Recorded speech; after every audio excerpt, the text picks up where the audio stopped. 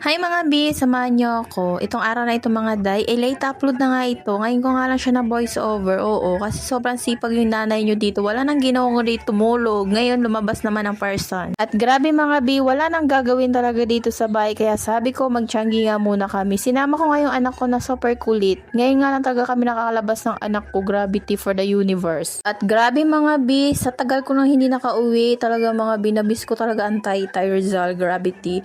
Alala nyo mga B, dito nilalakad ko lang to noon dito pagka may practice kami. Grabe, ang laki ng pinagbago ng Taytay Rizal talaga mga B. Noon mga B, walang ganito. Pwede ka pa nga bumaba dyan sa pinakababa mga B noon. Ngayon hindi na pwede kasi sobrang lalim na ata. At ang laki nga talaga ng pinagbago ng Taytay mga B, grabe. Noon kasi mga B, walang mga gantong mga bahay sa mga baba.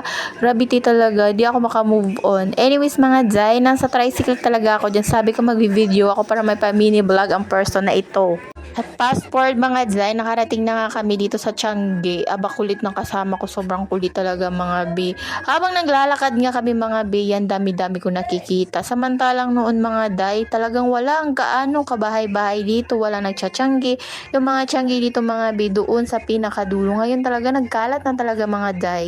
Grabe mga B, super init, gravity. Mas mainit pa talaga dito kaysa sa La Union mga B. Grabing init dito mga B, tagaktak yung pawis. Kailangan may mini fan ka talaga pag gagala ka sa Tianggian. Anyways mga B, dito na kami sa Tianggian talaga B.